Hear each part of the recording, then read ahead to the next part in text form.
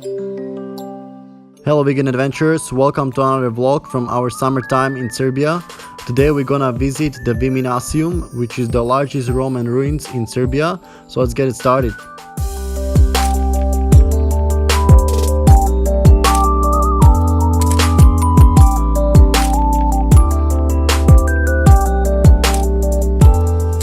Viminacium was a major city, provincial capital and military camp of the Roman province of Moesia, today Serbia.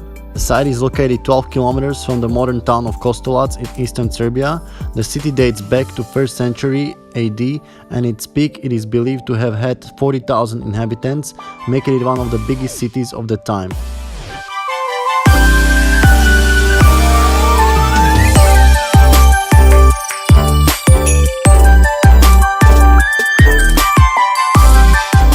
Viminacium was devastated by Huns in the 5th century, but was later rebuilt by Justinian. It was completely destroyed with the arrival of Slavs in the 6th century. Today the archaeological site occupies a total of 450 hectares and contains remains of temples, streets, squares, amphitheaters, palaces, hippodromes and Roman baths.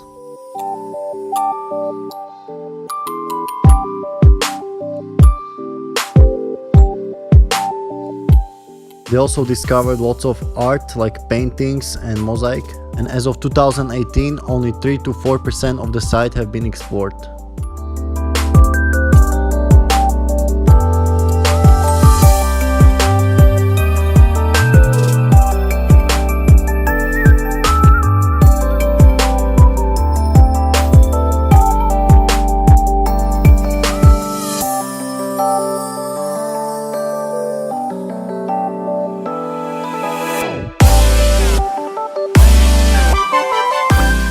Here you can see the statues of some of the emperors that lived in Viminacium. In 117, during the reign of Hadrian, the Viminacium received the city status, and in the camp 6,000 soldiers were stationed and 30 to 40,000 lived nearby. In 196, Septimius Severus declared his son Caracalla as a successor with the status of Caesar. Emperor Trajan was headquartered here during the Dacian Wars. It became a colonia with a mighty privilege in 239 and during the rule of Gordian III and housed the Legion 7 and Legion 9. According to the old manuscript, Emperor Hostilian and his mother came to Viminacium to supervise the organization of defense of northern borders, but both of them died of the plague. Because of the distance and the fear of spreading the plague, he was buried with all honors in Viminacium.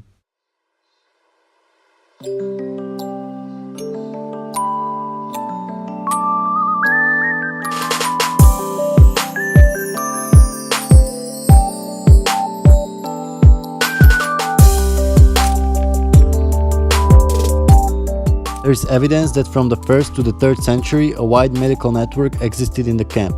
Remains of the surgical instruments and equipment for the medication production were discovered.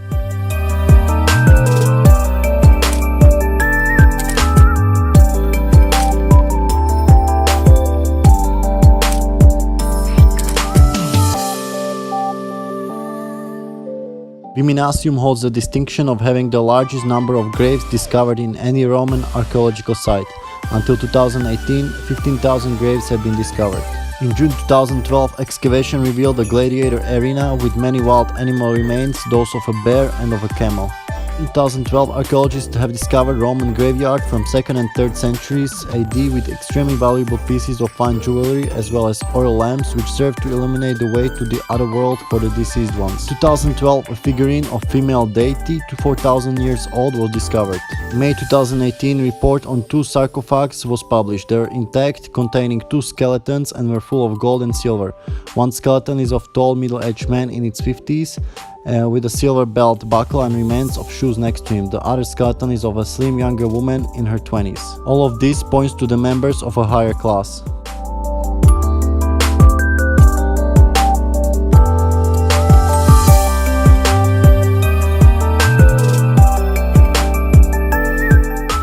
In April 2018, the discovery of a mausoleum was announced.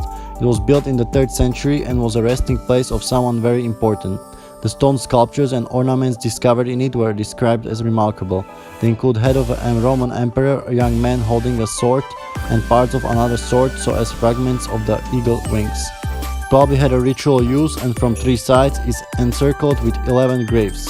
The tombstones and sarcophagi are often decorated with relief representation of scenes from mythology or daily life. One specific fresco of a young woman is labeled the Jewel of Viminacium and the most beautiful fresco of the late antiquity. The fresco resembles somewhat of a famous Mona Lisa, and local archaeologists named it Divina. Woman is dressed in the golden hemmed dress, which point to the higher social status.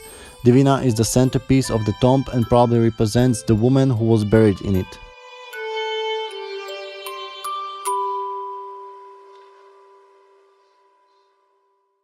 During the excavation, an amphitheater was discovered with its 12,000 seats, was one of the largest in Balkans.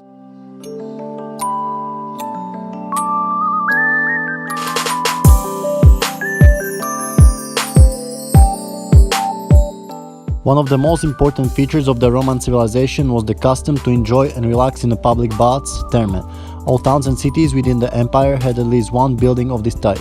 After morning activities, citizens, not only because of hygiene but also for amusement, visited public baths. According to Romans, to maintain good health, bathing was important, as well as good food, massage and exercise. Baths could offer all of these. These facilities were a very important segment of public life and activities related to politics, business and or culture. Large, mainly imperial baths had many more elements beside basic pools, like libraries, meeting rooms, exercise rooms or yards, saunas, etc. City baths were public, available to all citizens who for a small symbolic fee maintained both hygiene and participated in urban life activities. Originally men and women were bathing together until a later period when daily timetables separated them. Entrance to the baths was forbidden to children as it was considered to be part of adult life. The entire process of bathing resembled to a kind of ceremony that a citizen went through. From the pool with warm water to the one with hot water, back again to the pool with warm water, and in the end to the one with cold water, gradually preparing the body for differences in temperature. Because of this, bathing was a long process that involved many other activities. If you could ask a Roman why he took a bath only once a day, he could simply reply that there was not enough time during the day to do it twice.